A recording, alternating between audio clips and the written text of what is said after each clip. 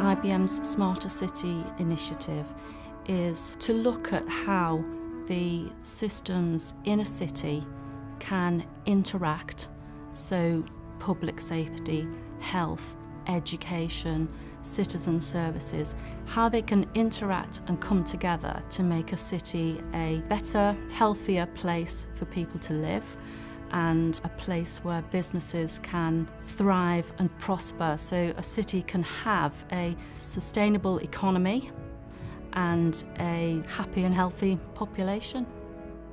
Technology to make a city smarter has existed for many years, and actually there's nothing really new in that. What we're trying to do is bring together the processes, the motivations, the systems that existed in the past, transform them and make them much more integrated. By being more integrated, we can do some more interesting things and actually be able to leverage the synergy benefits that exist across the systems within the city boundaries.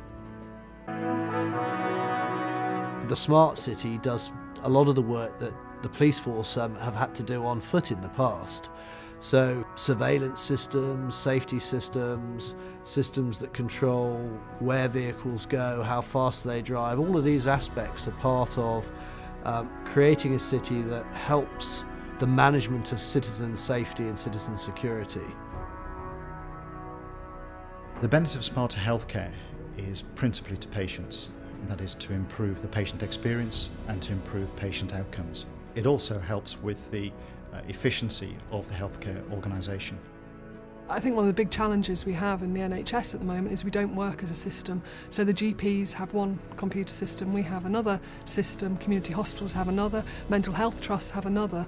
And so if we could move towards having one system with one patient record, become a system where the patient was at the centre rather than all these fairly large and complex organisations trying to work together.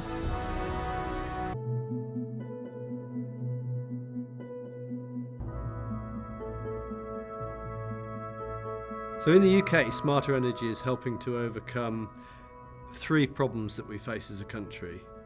The first is energy security, the second is climate change, and the third is balancing the supply of energy with the demand for energy. When you look across the UK energy system, it's critical that you look at power, heat and transport all together. We didn't used to do that, we didn't have to, but in the future world, getting CO2 emissions down, we have to look at the three together.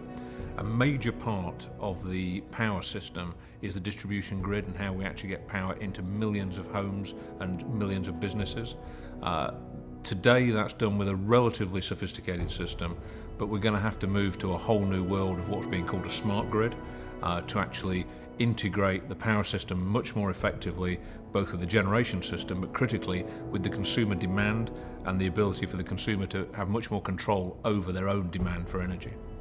So how will the services, all of the instrumentation, all of the smart devices, all of the smart systems, how will we take all of those artefacts together with new technologies that we perhaps haven't even conceived of yet to create a better embedded living environment for people?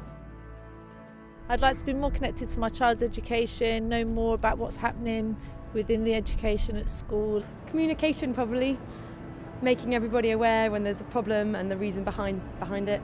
What I'd like to see for Peterborough in 20 years' time through this sort of technology is people being able to, through the simple click of a mouse or whatever interfaces around it at that time, to be able to see how their city is operating on a day-to-day basis from a sustainability perspective.